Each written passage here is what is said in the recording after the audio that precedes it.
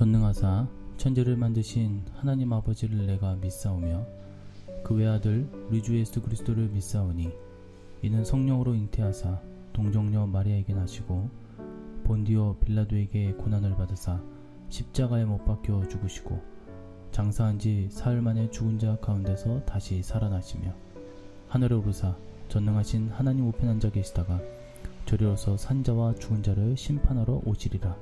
성령을 믿사오며 거룩한 공예와 성도가 서로 교통하는 것과 죄를 사하여 주시는 것과 몸이 다시 사는 것과 영원히 사는 것을 믿사옵나이다. 아멘.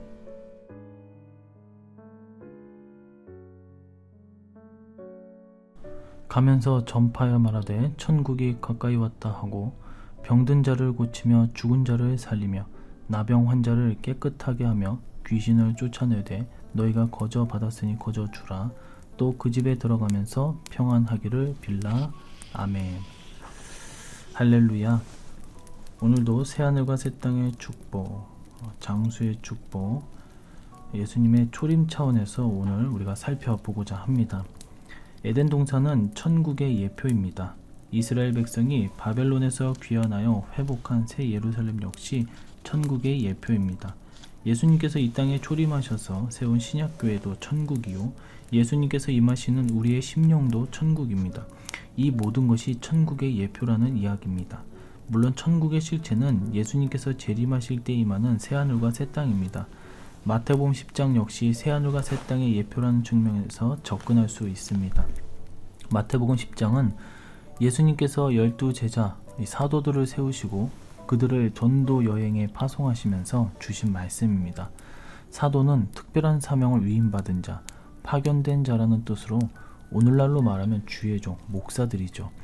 그러므로 예수님께서 12사도에게 주신 말씀은 목회자들에게 주신 말씀이라고 해도 틀리지 않을 것입니다.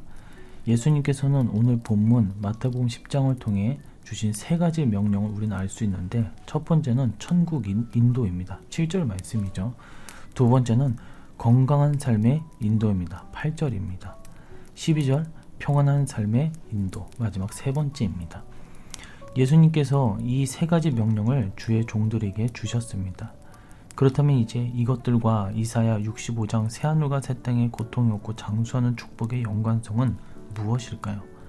첫째 명령인 천국 인도는 그 자체로 고통이 없고 장수하는 축복을 의미합니다.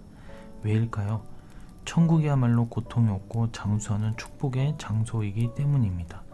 영원 천국 직전에 있는 새하늘과 새 땅 역시 동일한 축복의 장소임에 틀림없습니다. 둘째 명령인 건강의 평강 인도는 새하늘과 새 땅의 축복 중에 장수하는 축복과 연관되어져 있습니다. 왜 의사에게 병이 있다는 소식을 들으면 염려하는 마음이 들까요? 그것은 궁극적으로 죽음에 대한 두려움 탓입니다. 건강과 장수는 불가분의 관계입니다. 셋째 명령인 삶의 평강 인도는 새하늘과 새 땅의 축복 중에 고통이 없는 축복과 연관되어 있습니다. 우리는 어려운 일, 세상에 고통이 없도록 늘 기도하기로 합니다. 물질이 아무리 많고 명예가 있고 권력이 있고 힘이 있다 하더라도 내 마음에 평안이 없으면 괴로운 법입니다. 아무리 많은 것을 가져도 건강하지 못하면 건강을 원하며 돈이 아무리 많아도 쓸데없습니다. 그래서 우리 목회자들은 성도에게 고통이 없는 축복의 통로가 되어 주어야 합니다. 하나님의 말씀은 이토록 놀랍습니다. 성경 어디를 펴보아도 결국에는 같은 것을 이야기하는데, 이사야 65장 새하늘과 새 땅 예언은 독립적인 예언이 아니라 성경 전체와 연관된 유기적인 예언이라는 의미입니다. 이것이 하나님의 말씀의 구조와 조직입니다.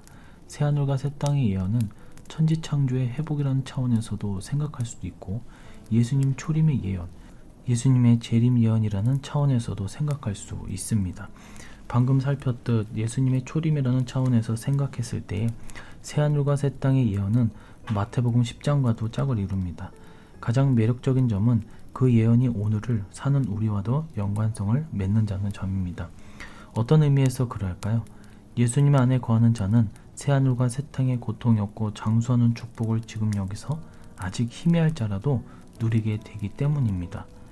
요한복음 11장 25절에서 26절 예수님께서 이르시되 나는 부활이요 생명이니 나를 믿는 자는 죽어도 살겠고 무릇 살아서 나를 믿는 자는 영원히 죽지 아니하리니 이것을 내가 믿느냐. 예수님을 믿는 자는 죽어도 산다고 했습니다. 예수님께서 재림하실 때에 다시 살 것이기 때문입니다. 또 예수님을 믿는 자는 영원히 죽지 아니한다 했습니다. 예수님을 믿을 때에 우리 영혼이 거듭나 영으로는 결코 죽는 일이 없기에 그렇습니다. 물론 언젠가 우리의 육은 죽습니다. 하지만 그때에도 영은 죽지 않습니다. 그러므로 영적인 측면에서 새하늘과 새 땅에 고통이 없고 장수하는 축복은 믿는 우리에게 이미 실현된 것이라고 할 수 있습니다. 우리의 영은 고통이 없습니다. 완전한 평강 가운데 거하는 것이죠. 우리의 영은 또 죽지 않는다 했습니다. 영생하는 장수의 축복을 누리게 되는 것입니다. 이것을 내가 믿느냐? 이 물음은 죽은 나사로의 누이 마르다에게만 던져진 질문이 아닙니다. 예수님께서 지금 우리에게도 이 질문을 던지고 계시는 것입니다. 이를 믿으라. 하나님의 말씀은 틀린 적이 없었습니다. 수천 년 전에 이사야 선지자를 통해 선언된 새하늘과 새 땅에 관한 예언도 틀리지 않을 것입니다. 새하늘과 새 땅은 우는 소리와 부르짖는 소리가 들리지 않는 곳입니다. 거기에는 죽음이 없고 영생 장수의 복만 있는 곳입니다. 새하늘과 새 땅의 실체는 예수님의 재림 이후에 임할 것이지만 우리가 이 땅에 사는 동안에도 새하늘과 새 땅의 일부를 누릴 수 있음을 우리 성도님들을 깨달으시기를 간절히 소망합니다. 새하늘과 새 땅은 천지창조에 회복된 동시에 초림 예수님의 오심으로 이 땅에 임한 하나님의 나라입니다. 지금도 예수님을 믿어 그분 안에 거하는 자는 예수님 초림 예언의 차원에서 새하늘과 새 땅의 고통이 없고 장수하는 축복을 누리게 될 줄로 믿습니다. 기도하겠습니다. 하나님 아버지 감사합니다. 오늘도 새하늘과 새 땅의 축복, 장수하는 축복에 대해서 예수님의 초림에 관한 예언과 접목하여 말씀을 나누어 보았습니다. 우리는 이 땅에 살면서 말씀을 따른다고 하지만 평안이 없을 때도 있습니다. 죄를 여전히 지으며 하나님 앞에 합당한 삶을 살지 못할 때가 많습니다. 우리가 오늘 말씀을 기억하면서 이 땅에서 진정한 평안, 또한 이 땅에서 누려야 할 그 축복을 다시 한번 되찾게 하여 주시옵시고 우리의 사상과 또한 우리의 심령을 내주하시는 성령님께서 붙잡아 주셔서 우리가 추구해야 되는 것, 또 우리가 주님 앞에 보여주어야 되는 것, 그것들을 다시 한번 찾게 하여 주셔서 하나님 앞에, 말씀 앞에 늘 선한 영향력과 생명의 열매를 맺는 주님의 종들, 백성들 될 수 있도록 은혜를 내려 주시옵소서. 함께 주실 것을 믿사오며 다시 오실 예수님의 이름으로 기도드리옵나이다. 아멘. 주기도문으로 새벽 예배를 마치도록 하겠습니다.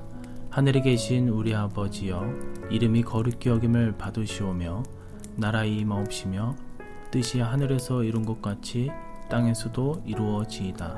오늘날 우리에게 일용할 양식을 주옵시고 우리가 우리에게 죄 지은 자를 사하여 준 것 같이 우리 죄를 사하여 주옵시고 우리를 시험에 들게 하지 마옵시고 다만 악에서 구하옵소서.